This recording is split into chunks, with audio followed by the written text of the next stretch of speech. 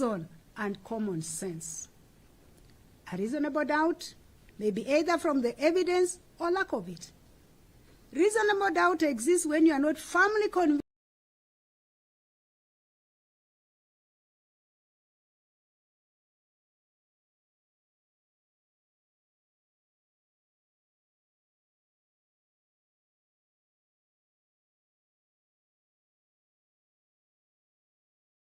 of the defendant's guilt after you weighed and considered all the evidence. A defendant must not be convicted on suspicion or speculation. It is not enough for the state to show that the defendant is probably guilty. On the other hand,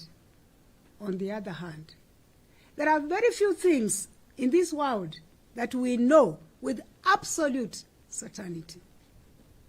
The state does not have to overcome every possible doubt.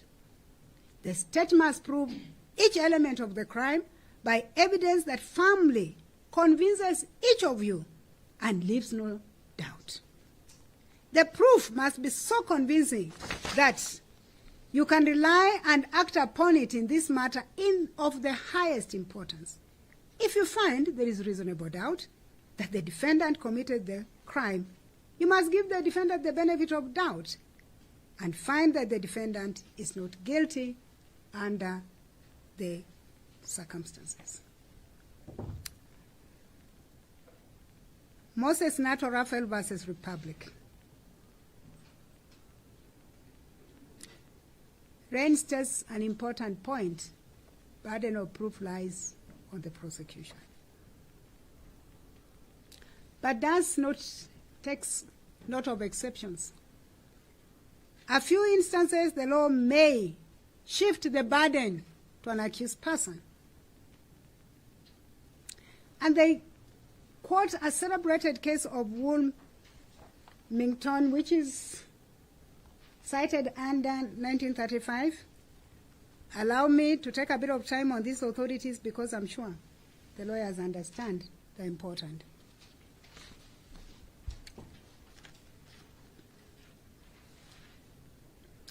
It does recognize that although the burden of proof is on the prosecution, and so throughout the web of the English criminal law, one golden thread is always to be seen, that it is the duty of the prosecution to prove the prisoner's guilt, subject to the qualification involving the defense of insanity and to any statutory exceptions. If at the end of the whole of the case there is reasonable doubt created by evidence, as I've already said, the doubt goes to the benefit of the accused. May I mention through J0Wie versus Republic, I am now back home. I've been to Nigeria and UK. I've come back home.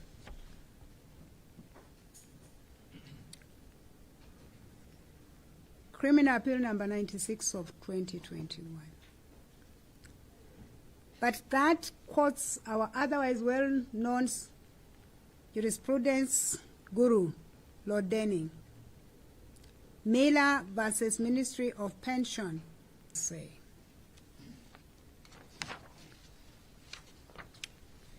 that a degree is well settled. It not reach certainty, but it must carry a high degree of probability. Beyond reasonable doubt does not mean proof beyond a shadow of doubt. The law would fail to protect the community if it admitted fanciful possibilities to deflect the course of justice. If the evidence is so strong against a man as to leave only one remote possibility in his favor, it is possible, but not in the least probable, the case is proved beyond reasonable doubt, but nothing short of that will suffice. I have said enough on reasonable doubt. Having said what I have said and set the law as it is, I shall now turn to the charge before this court. It is a charge of murder. Section 203 is read together with Section 204. The pertinent section is 203. The above ingredients of the offense have been settled. The elements, the ingredients of the offense of murder have been settled through various court decisions. I have picked a Court of Appeal decision that sums up the ingredients of the offense of murder. Joseph Githua and Njuguna versus Republic, 2016 EKLR. And this is what the court had to say. Under Section 203 of the Penal Code, any person who of malice aforethought, clear from this section that the prosecution must prove beyond dwells on these ingredients. The death of the deceased. 2, the cause of that death. And for ease of understanding, in my judgment, I've discussed the death of the deceased and the cause thereof together. The second ingredient is that the appellant committed the unlawful act which caused the death of the deceased. And finally, that the appellant had harbored malice aforethought. So based on the provisions of Section 203 and the authority I've cited, I have drawn the ingredients of the offense of murder as follows. You must prove the occurrence and the cause of death. There's need to prove that death was lawful or unlawful. Most likely for the prosecution, they'll be saying it was unlawful. There is need to prove the offense was committed by the accused person. And finally, the prosecution needs to prove malice aforethought.